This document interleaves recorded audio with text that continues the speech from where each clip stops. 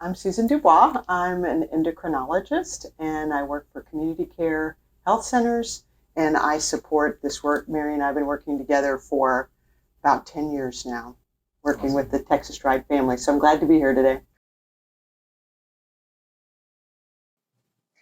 Let's talk testing. So you have A1C, and then you have your prick your finger, and then you have the blood sugar test. So why does somebody have to take two tests instead of one? And what should the blood sugar range be? The test results in the perfect world are concordant. That means you get the same or a expected answer with each test.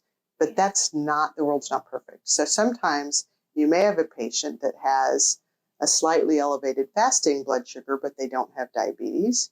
Or you may have somebody who has an elevated A1C and they don't have diabetes, or vice versa. They could have a normal A1C and have diabetes. So you really want two tests on 2 different days to make a diagnosis of diabetes.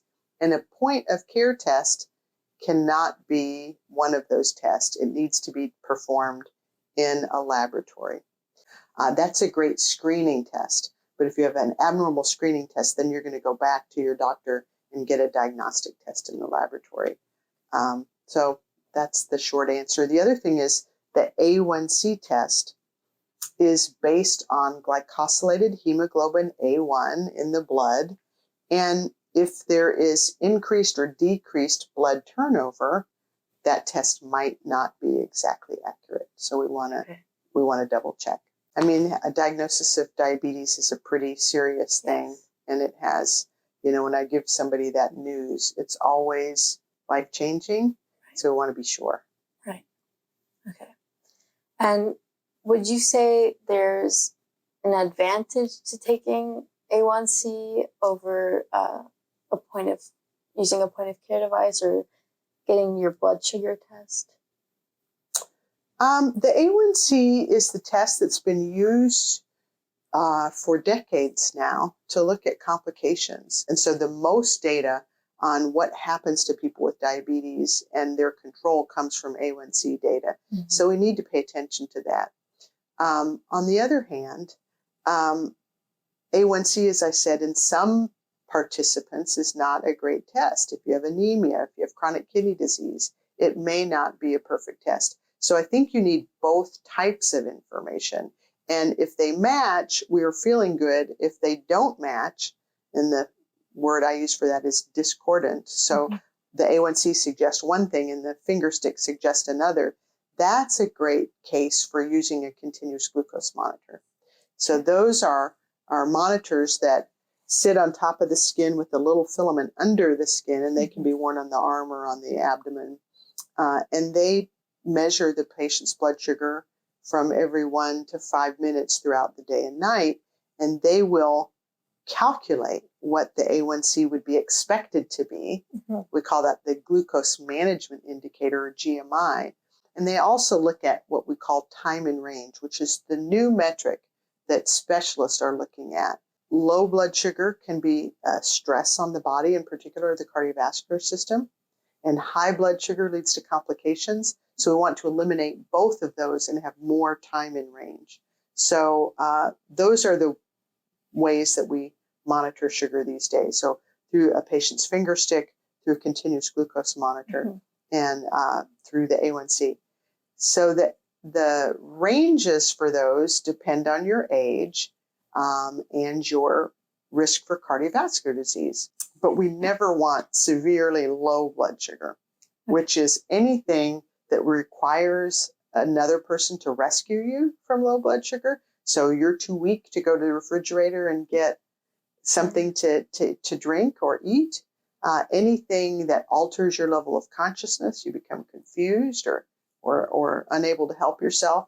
I also think anything under 45 milligram per deciliter is, in my view, life-threatening hypoglycemia. So any of those conditions we need to eliminate.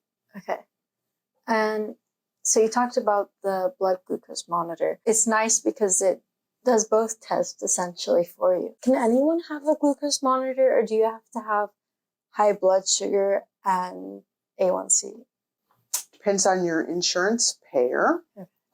So more and more people are recognizing that if we manage patients with prediabetes, if we identify them and put them on appropriate medications or lifestyle changes, either metformin or intensive healthy diet and exercise, we can prevent them from going on to developing type 2 diabetes. And so some people would pay for a monitor in that circumstance.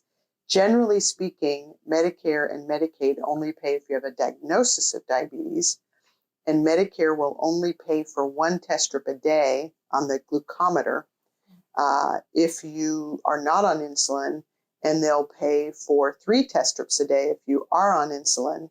If you get your doctor to submit an authorization, a reason why you need more strips, they may approve those up to 6 strips a day.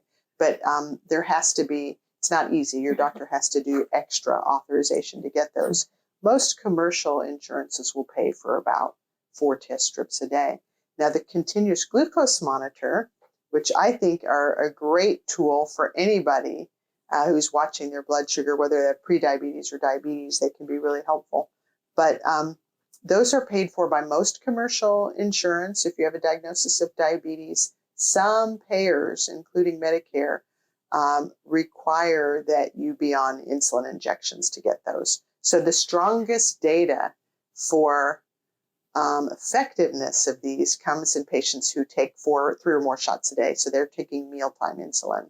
Okay. And the data that supports their use and their cost savings is prevention of hypoglycemia and improving the overall control of the patient with diabetes. So in my view, everyone should have access to continuous glucose monitor.